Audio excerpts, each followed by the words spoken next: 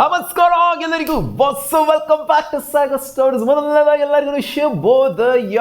ನಿನ್ನೆ ಮ್ಯಾಚು ಆ ಥರ ಆಗ್ತಾ ಇದ್ದಂಗೆ ಪಾಯಿಂಟ್ಸ್ ಟೇಬಲ್ ಯಾವ ಥರ ಕಾಣಿಸ್ಕೊಂತ ಇದೆ, ಜೊತೆಗೆ ಇವತ್ತು ಏನೇನು ಆಗಬೇಕು, ಇವತ್ತು ನಮ್ಮ RCBಯ ಮ್ಯಾಚ್ ಡೇಗಳು ಗೇಮ್ ಆನ್. ಇವತ್ತು ಗೆಲ್ಲೇಬೇಕು ಪಂಜಾಬ್ ಕಿಂಗ್ಸು RCB ಅಗೇನ್ಸ್ಟು ನಮ್ಮ RCB ಮೇಲೆ. ಇಷ್ಟು ಕೂಡ ಪ್ರೆಷರ್ ಇಲ್ಲ, ಅದೇ ಒಂದು ಮ್ಯಾಚ್ನಾಗ ಗೆಲ್ತು ಅಂದರೆ ಅಫಿಷಿಯಲಿ ಕ್ವಾಲಿಫೈ ಆಗ್ತೀವಿ, ಬಟ್ ಗೆದ್ದಿಲ್ಲಾನು ಕೂಡ ಕ್ವಾಲಿಫೈ ಆಗುವಂಥ ಸೀನ್ಸ್ RCB ಇದೆ. ಯಾಕಂದ್ರೆ ನೆಟ್ ಸಖತ್ತಾಗಿ ಇಟ್ಕೊಂಡಿದ್ದೀವಿ ನಾವು, 100% ಕ್ವಾಲಿಫೈ ಆಗ್ತೀವಿ. ಗೆದ್ದಿಲ್ಲ ಅಂದ್ರೂ ಸಹ ಎರಡು ಸೋದ್ರೂ ಕೂಡ ಕ್ವಾಲಿಫೈ ಆಗುವಂಥ ಪಾಸಿಬಿಲಿಟಿ ನಮ್ಮ RCBದು ಇದೆ. ಬಟ್ ನಾವು ಆ ಥರ ವರ್ಸ್ಟ್ ಕೇಸ್ ಸಿನಾರಿಯೋ ನೋಡೋದಿಲ್ಲ, ಬೆಸ್ಟ್ ಕೇಸ್ ಸಿನಾರಿಯೋ ನೋಡ್ತಿರ್ತೀವಿ.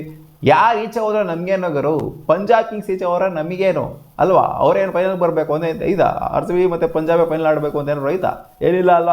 ನಾವು ಹೊಡೆದು ಕಳಿಸ್ಬೇಕಷ್ಟೇ. ಪಂಜಾಬ್ ಕಿಂಗ್ಸ್ ಆಗಿರಲಿ, SRH ಆಗಿರಲಿ, ನೋಡಿ ಟಾಪ್ ಆಫ್ ದ ಟೇಬಲ್ ಇರೋರ ಮೇಲೆ ನಮಗೆ ಮ್ಯಾಚ್ ಇರೋದು, ಅಂದರೆ ಟಾಪ್ 4 ಇರೋಂಥವ್ರ ಮೇಲೆ ನಮಗೆ ಮ್ಯಾಚ್ ಇರೋದು. ಸೊ ಒಳಗಡೆ ಪ್ಲೇ ಆಫ್ಸ್ ರೇಸಲ್ಲಿ ಒಳಗಡೆ ಇರೋಂಥವ್ರ ಮೇಲ್ಗಡೆ ಒಂಥರ ಕಿತ್ತಾಟ ಇರೋದ್ರಿಂದ ಇದೊಂಥರ ಇನ್ನೂ ಇಂಟೆನ್ಸ್ ಆಗಿರುತ್ತೆ ಆ್ಯಂಡ್ ಎಕ್ಸೈಟಿಂಗ್ ಆಗಿರುತ್ತೆ. ಸೊ 3 and 4 ಪೊಸಿಷನ್ ಮೇಲೆ ನಮ್ಮ RCBಗೆ ಮ್ಯಾಚ್ ಇದೆ. ಇವತ್ತು 4th position Punjab Kings against ಆಡ್ತಾ ಇದೆ.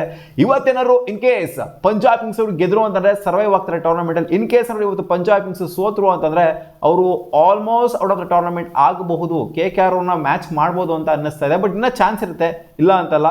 ಇನ್ನೊಂದು ಮ್ಯಾಚ್ ಸೋತರು ಕೂಡ ಅವ್ರಿಗೆ ಔಟ್ಸೈಡ್ ಚಾನ್ಸ್ ಇರುತ್ತೆ. ಬಟ್ ಈ ಮ್ಯಾಚ್ನ ಗೆಲ್ತು ಅಂದರೆ ಇನ್ನು 2-2 ಉಳಿತು ಅಂತಾರೆ, ಖಂಡಿತ ಒಂಥರ ಒಳ್ಳೆ ಪಾಸಿಬಿಲಿಟಿ ಇರುತ್ತೆ. ಯಾಕಂದರೆ ಆಟ್ಸಲ್ಲಿ ಇರೋದ್ರಿಂದ 8 ಮ್ಯಾಚ್ನ ಗೆದ್ದು 1 ಪಾಯಿಂಟ್ ಎಕ್ಸ್ಟ್ರಾ ತೊಗೊಂಡು ನೋಡ್ತು ಅಂತಂದರೆ ಖಂಡಿತ ಪಾಸಿಬಿಲಿಟಿ ಜಾಸ್ತಿ ಆಗುತ್ತೆ. 1 ಮ್ಯಾಚ್ನ ಸೋತು RCB ಮೇಲೆ ಅಂತಂದರೆ ಅವರಿಗೆ ಪಾಸಿಬಿಲಿಟಿ ಡಿಕ್ರೀಸ್ ಸಿಕ್ಕಾಪಟ್ಟೆ ಆಗೋಗ್ಬಿಡುತ್ತೆ. ಇಲ್ಲಿ ಇವತ್ತು 2 ಮ್ಯಾಚ್ ನಡೀತದೆ. ಮೊದಲನೇ ಮ್ಯಾಚ್ RCB ವರ್ಸಸ್ ಇವ್ರದ್ದಾಯ್ತು ಅಂದರೆ ಪಂಜಾಬ್ ಕಿಂಗ್ಸ್ ಆಯಿತು ಅಂದರೆ, ಎರಡನೇ match Delhi capitals versus Rajasthan Royals ಆಡ್ತಾರೆ. ರಾಜಸ್ಥಾನ್ ರಾಯಲ್ಸ್ ಒಂದು ಲಾಂಗ್ ಗ್ಯಾಪ್ ಆಗಿತ್ತು. ಸೊ ಈ ಮ್ಯಾಚಲ್ಲಿ ರಾಜಸ್ಥಾನ್ ರಾಯಲ್ಸ್ಗೆ ಸಿಕ್ಕಾಪಟ್ಟೆ ಇಂಪಾರ್ಟೆಂಟು.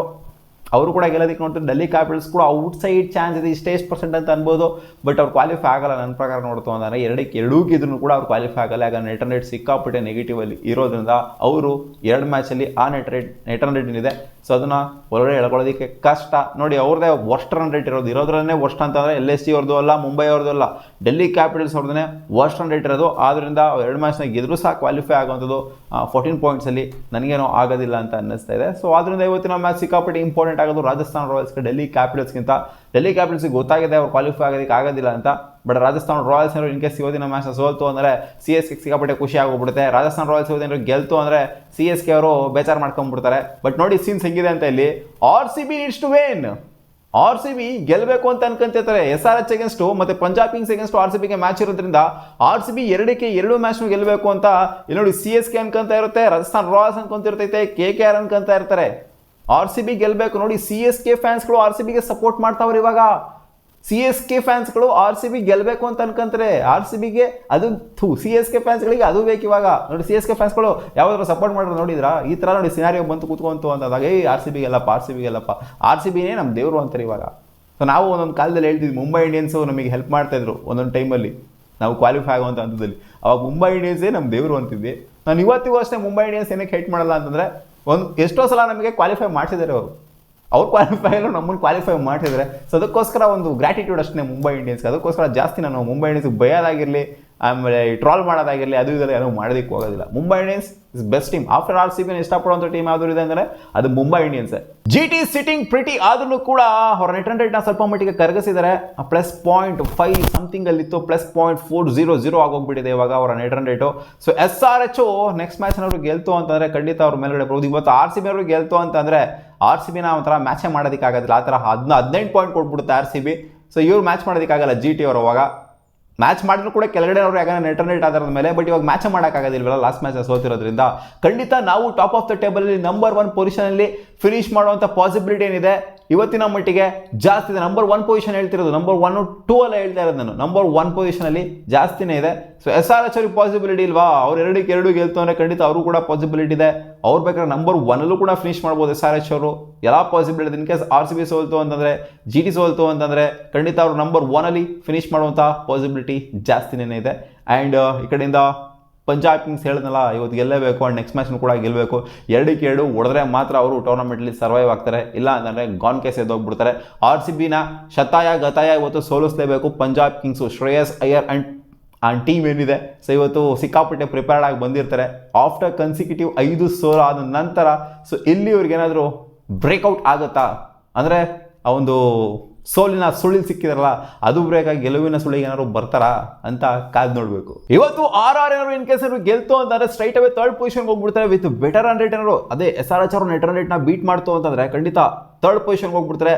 ಸೀದಾ 5ನೇ ಪೊಸಿಷನಿಂದ ಥರ್ಡ್ ಪೊಸಿಷನ್ಗೆ ಹೋಗ್ಬಿಡ್ತಾರೆ. ಲಾಂಗ್ ಗ್ಯಾಪ್ ಆಗಿರೋದ್ರಿಂದ ಅವ್ರಿಗೆ ಮ್ಯಾಚಸ್ ಅಷ್ಟೇನು ಆಗಿಲ್ಲ. 11 ಮ್ಯಾಚ್ ಅವ್ರದ್ದೇ ಲಿಮಿಟೆಡ್ ಆಗಿರೋದು, ಕೆಳಗಡೆ ತುಂಬ ಕಮ್ಮಿ ಮ್ಯಾಚ್ ಆಗಿರೋದು. ಸೊ ಇಲ್ಲಿ ಇವತ್ತು ಏನಾದ್ರು ಇನ್ ಕೇಸ್ ಡೆಲ್ಲಿ ಕ್ಯಾಪಿಟಲ್ಸ್ ಗೆಲ್ತು ಅಂದರೆ 12 ಪಾಯಿಂಟ್ಸ್ ಮಾಡ್ಕೊಳ್ಳೋದ್ರ ಮೂಲಕ ಅವರು ಕೂಡ ರೈಸ್ ಆಗ್ತಾರೆ. ಅದೇ 6ನೇ ಪೊಸಿಷನ್ಗೆ ಬರ್ತಾರೆ.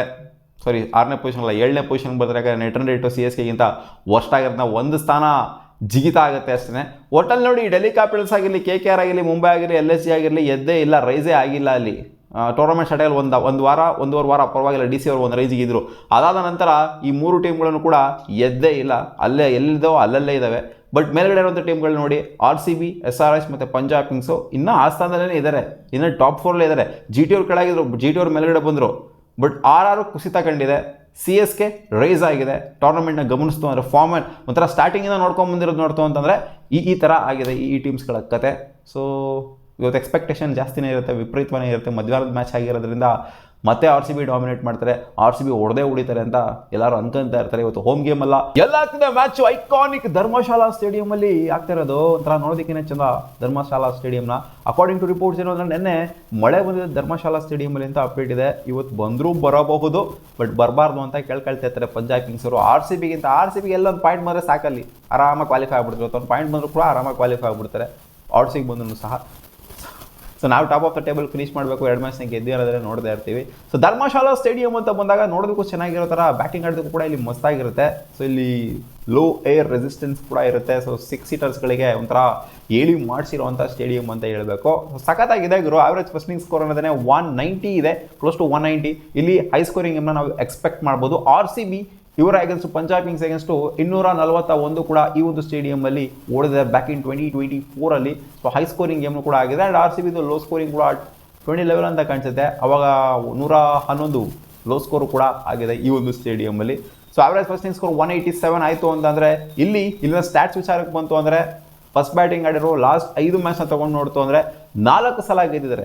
ಇಲ್ಲಿ unlikely to other stadium chasing easy ಆಗುತ್ತೆ ಅಂತ ಅನ್ನೋ ಹಾಗೆ ಈ ಸ್ಟೇಡಿಯಂಲ್ಲಿ 4 ಸಲ ಫಸ್ಟ್ ಬ್ಯಾಟಿಂಗ್ ಆಡೋರು ಗೆದ್ದಿರೋದ್ರಿಂದ ಟಾಸ್ ಗೆದ್ದರು ಬ್ಯಾಟಿಂಗ್ ಆಯ್ಕೆ ಮಾಡಿಕೊಂಡ್ರೆ ಆಶ್ಚರ್ಯ ಪಡೋದಿಲ್ಲ. ಬಟ್ ನಾರ್ಮಲ್ ಅಂತಂದರೆ ಬೌಲಿಂಗ್ನ ಆಯ್ಕೆ ಮಾಡ್ಕೊತಿದ್ದಾರೆ. ಸೊ ಈ ಸ್ಟೇಡಿಯಮು ಡಿಫ್ರೆಂಟ್ ಕಥೆನೇ ಹೇಳ್ತಾ ಇದೆ. ಫಸ್ಟ್ ಬ್ಯಾಟಿಂಗ್ ಆಗ್ಬಿಟ್ಟು ಒಂದು ಹ್ಯೂಜ್ ಟಾರ್ಗೆಟ್ನ ಕಲೆ ಆಗ್ತು ಅಂತಂದರೆ ಖಂಡಿತ ಚೇಸಿಂಗ್ ಟೀಮಿಗೆ ಕಷ್ಟ ಆಗುತ್ತೆ ಅಂತ. ಆಗಿರುವಂಥ 37 ಹೆಡ್ ಟು ಹೆಡ್ ಮ್ಯಾಚ್ಗಳಲ್ಲಿ RCB 19 ಮ್ಯಾಚ್ನ ಗೆದ್ದರೆ 18 ಮ್ಯಾಚ್ನ ಗೆದ್ದಿದ್ದಾರೆ. ಪಂಜಾಬ್ ಕಿಂಗ್ಸ್ ಅವರು ಕ್ಲೋಸ್ ಆಗೇನೆ ಇದೆ.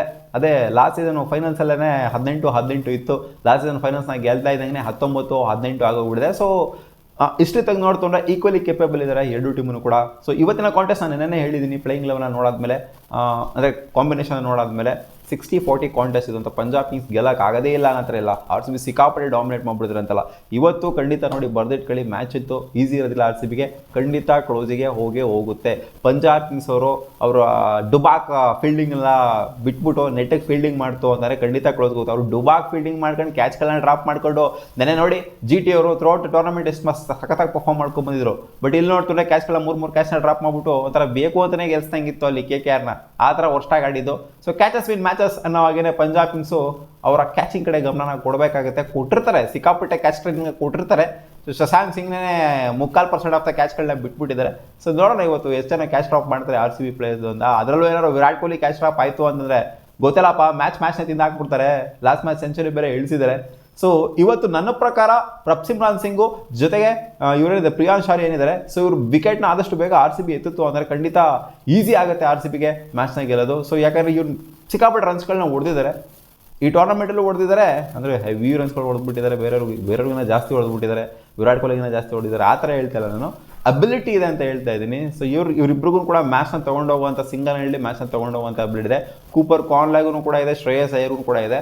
ಟಾಪ್ 4 ಇವರ ಮೈನ್ ಸ್ಟ್ರೆಂತ್ ಅಂತ ಹೇಳ್ತೀನಿ ನಾನು. ಬ್ಯಾಟಿಂಗ್ ಅಂತ ಬಂದಾಗ ನಮ್ಮ RCBದು ಕೂಡ ಅಷ್ಟೇ. ನಮ್ಮ RCB top order main strength, and middle order lower middle order ಎಲ್ಲ ಸ್ಟ್ರೆಂತ್ ಇಲ್ಲ ಅಂತಲ್ಲ.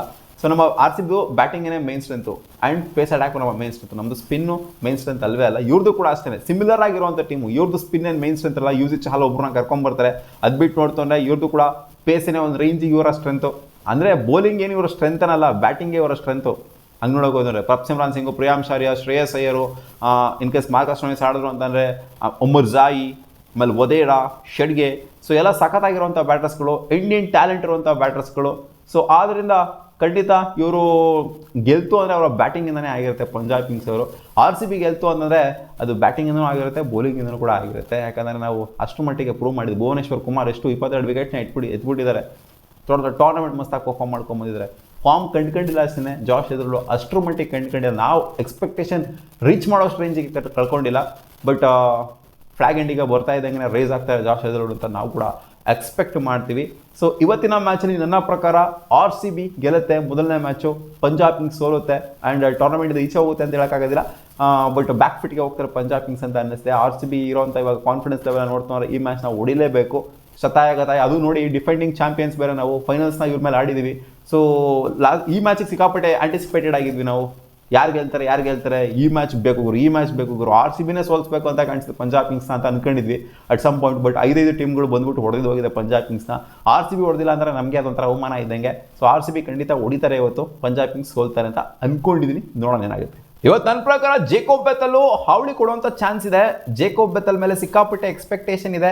ಫಿಲ್ ಸಾಲ್ಟ್ ಅವ್ರ ಆಬ್ಸೆನ್ಸಲ್ಲಿ ರಿಪೀಟೆಡ್ ಆಗಿ ಚಾನ್ಸ್ ಕೊಟ್ಟರು ಕೂಡ ಪ್ರೂವ್ ಮಾಡ್ಕೊಳಕ್ಕೆ ಆಗ್ತಾ ಇಲ್ಲ ಅಂತ. ಆ್ಯಂಡ್ ಜಿತೇಶ್ ಶರ್ಮಾ ಮೇಲೂ ಕೂಡ ಸ್ವಲ್ಪ ಎಕ್ಸ್ಪೆಕ್ಟೇಷನ್ ಇರುತ್ತೆ, ಏನಾದ್ರು ಒಂದು ಸ್ವಲ್ಪ ಮಾಡಬೇಕು, ಸಿಕ್ಕಂಥ ಆಪರ್ಚುನಿಟಿ ಗ್ರ್ಯಾಬ್ ಮಾಡ್ಕೊಂಡು ಏನೋ ಮಾಡಬೇಕು ಅಂತ. ಬಟ್ ಜೇಕೋಬ್ ಬೆಥೆಲ್ ಮೇಲೆ ಸಿಕ್ಕಾಪಟ್ಟೆ ಇರುತ್ತೆ. ಜಿತೇಶ್ ಶರ್ಮಾ ಫ್ಲಾಗ್ ಆಮೇಲೆ ಬರೋರು, ಇವರಾದ ಜೇಕೋಬ್ ಬೆಥೆಲ್ ಇನಿಷಿಯಲಿನ ಬರುವಂಥವ್ರು. ಸೊ ಅವರೇ ಫೇಲ್ ಆಗ್ತಾ ಇದ್ದಾರೆ. ಸೊ ಎಕ್ಸ್ಪೆಕ್ಟೇಷನ್ ವಿಪರೀತವಾಗಿದೆ. ನನ್ನ ಪ್ರಕಾರ Jacob Bethell and Devdutt Padikkal ಇವತ್ತಿನ ಮ್ಯಾಚ್ ವಿನ್ನರ್ ಆಗ್ತಾರೆ ಅಂತ ನಾನು ಒಂದು ಗಟ್ ಫೀಲಿಂಗ್ ಹೇಳ್ತಾ ಇದ್ದೀನಿ. ಎರಡನೇ ಮ್ಯಾಚ್ ವಿಚಾರಕ್ಕೆ ಬಂದವರೆ ಅರುಣ್ ಜೇಟ್ಲಿ ಸ್ಟೇಡಿಯಮಲ್ಲಿ ಆಗ್ತಾರಂಥ ಮ್ಯಾಚು DC ವರ್ಸಸ್ ಹೀರೋ ರಾಜಸ್ಥಾನ್ ರಾಯಲ್ಸ್ ಅವರು. ಸೊ ರಾಜಸ್ಥಾನ್ ರಾಯಲ್ಸ್ ಇದು ಮಸ್ಟ್ ವಿನ್ ಆಗಿರೋದ್ರಿಂದ ಖಂಡಿತ ರಾಜಸ್ಥಾನ್ ರಾಯಲ್ಸೇ ಗೆಲ್ತಾರೆ ಅಂತ ನನಗೆ ಒಂದು ಒಳಗಡೆ ಗಟ್ ಫೀಲಿಂಗ್ ಹೇಳ್ತಾ ಇದೆ. ಹೌದು, ಡೆಲ್ಲಿ ಕ್ಯಾಪಿಟಲ್ಸ್ ಅವರು ಏನೋ ಹಂಗೆ ಕಾಣಿಸ್ಕೊಂತಿರ್ಬೋದು, ಸೀನಲ್ಲಿ ಇರ್ಬೋದು, ಇನ್ನೂ ಏನೋ ಔಟ್ಸೈಡ್ ಚಾನ್ಸ್ ಇರ್ಬೋದು, ಪಾಸಿಬಿಲಿಟಿ ಇರ್ಬೋದು, ಮ್ಯಾಥಮೆಟಿಕಲಿ ಪಾಸಿಬಲ್ ಇರ್ಬೋದು. ಬಟ್ ಅದು ನನಗೇನೋ ಒಂಥರ ಪ್ರಾಕ್ಟಿಕಲಿ ಅದಾಗುತ್ತೆ ಅಂತ ಖಂಡಿತ ಅನ್ನಿಸ್ತಿಲ್ಲ. ಆದ್ದರಿಂದ ರಾಜಸ್ಥಾನ್ ರಾಯಲ್ಸ್ ಅವರು ಇವತ್ತು ಎಫೆಕ್ಟಿವ್ ಆಗಿ ಕಾಣಿಸ್ಕೊತಾರೆ, ಕಮ್ ಬ್ಯಾಕ್ ಮಾಡಿಬಿಟ್ಟು ಮತ್ತೆ ಹೊಡಿತಾರೆ ಅಂತ ಅಂದ್ಕೊಂಡಿದ್ದೀನಿ. ಸೊ ನಿಮ್ಮ ಅಭಿಪ್ರಾಯ ಏನಪ್ಪ ಇವತ್ತು ಈ 2 ಮ್ಯಾಚಲ್ಲಿ ಯಾರು ಗೆಲ್ಬೋದು ಅಂತ? ಡೆಲ್ಲಿ ಕ್ಯಾಪಿಟಲ್ಸ್ ಗೆಲ್ತಾರಾ, ರಾಜಸ್ಥಾನ್ ರಾಯಲ್ಸ್ ಗೆಲ್ತಾರಾ, RCB ಗೆಲ್ತಾರಾ, ಪಂಜಾಬ್ ಕಿಂಗ್ಸ್ ಗೆಲ್ತಾರಾ? ಕಾಮೆಂಟ್ ಸೆಕ್ಷನ್ ಹಾಕಿ.